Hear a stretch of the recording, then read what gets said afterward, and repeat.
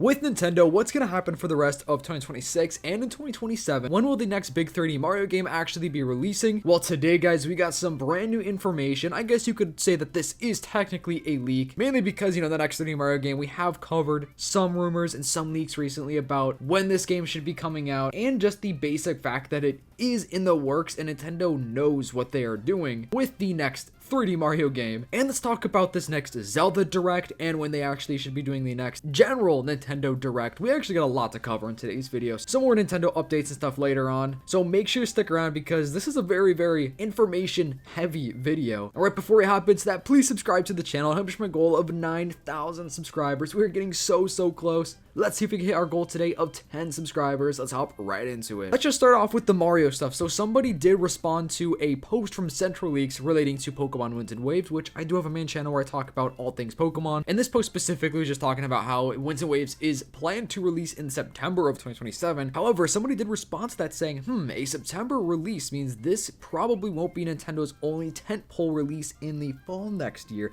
Could we be looking at a Generation 10 and a 3D Mario holiday season? Where Central Leaks replied and said, yes, that is the plan. Which, dude, are you kidding me? If we got a big 3D Mario game and Pokemon Generation 10, at the end of 2027, so pretty much within a couple months of each other, like let's say Winds and Waves comes out in September, this next 3D Mario game is probably going to be October or November. I personally kind of think it's more so looking like November. Typically, Pokemon games are released in November, at least for the new generations. Legend ZA was an October release, but that wasn't a brand new generation. But if Winds and Waves does actually release in September, I think that'd be really interesting. A nice little change of pace for a Pokemon game. And we do have a leaked list from a few weeks ago that basically showed the upcoming Nintendo games, which now several of them have been confirmed. Ocarina of Time remake. We have, of course, the Star Fox game, and the Nintendo Switch Sports Resort game has been leaked and now is officially out. So I think it's pretty safe to say that the rest of this list right here is most likely going to become true, and it most likely is, true. Just we have to wait for these games to be completely announced, and that should happen in the next General Direct. I don't know if they're going to show off the next 3D Mario in this next General Direct, and I know some of you guys are wondering, when are they even going to do another General Direct? Are they even going to do another one this year?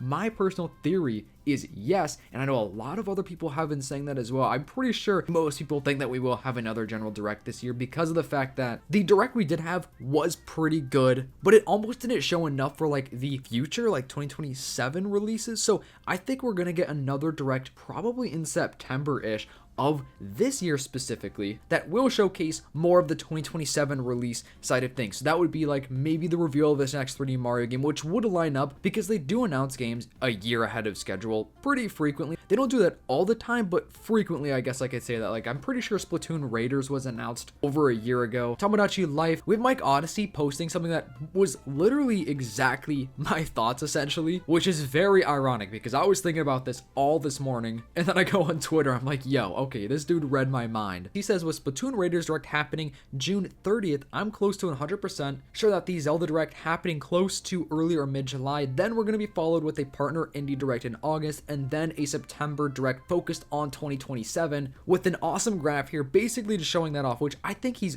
on the money here because Splatoon Raiders Direct, yeah, that is happening. And if they're going to do something like this for Splatoon Raiders, then why would they not do it for the Zelda Direct? So they have not announced a Zelda Direct yet, but I think it goes without saying that they are going to do this for Zelda Ocarina of Time, and it's very important that they do this as well because Ocarina of Time is a huge game and they want fans to obviously know it exists and be interested enough to actually watch it. So this will happen. I definitely do think it's going to be July because they did just announce the game here in June, and July is basically all open at the moment. I can't really think of anything off the top of my head that is going to be in July because of the fact that there's no partner showcase, there's no General Direct happening, and then yeah, it makes sense to have another partner Direct after that. And yeah, September should be the month we're getting another Direct that's basically all going to be focused on 2027. Of course, there will be some things that they will announce for 2026, like Zelda Ocarina of Time. It probably will not be released in September, so it's probably going to be October or November-ish if I'm just going off my own thoughts. So they probably will have another little trailer for Zelda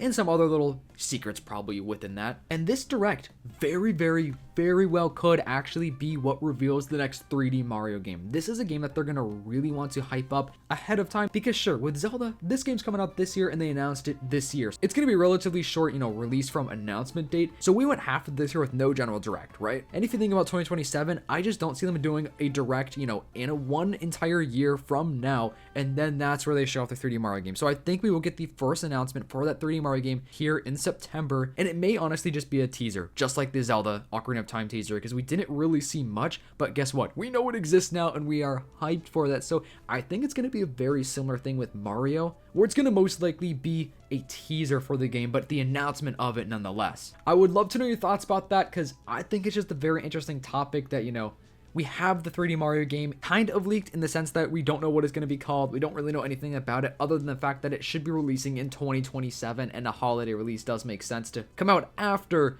the Pokemon Generation 10 games. Now let's move on to some of the other news, because like I said, we got some other news in today's video. The Zelda Ocarina of Time 3D for the 3DS released 15 years ago. I cannot believe that. Where did the time go? I think that's insane that this is 15 years ago, but hey, 15th anniversary of the 3DS release of Ocarina of Time. Perfect for the Switch 2 version of the game, which I'm very hyped about. Let me know, did you guys prefer the original Ocarina of Time on the N64 or the 3DS version? Because I'm sure there are a lot of people that actually were introduced to Ocarina of Time through the 3DS, just like how they will be with the Switch 2. A lot of people are going to be playing Ocarina of Time for the first time on the Switch 2, or just hearing about it for the first time, which I think is really cool that people can experience this type of stuff in the modern day, especially with a game like Ocarina of Time. That's a very important game for gaming as a whole. It's just cool to see some of the younger generation, or even just people in general that have never heard of it, to actually experience it. Nintendo of America have announced that if you do have a Switch Online plus the expansion pack subscription directly from them, apparently you are able to receive 1 month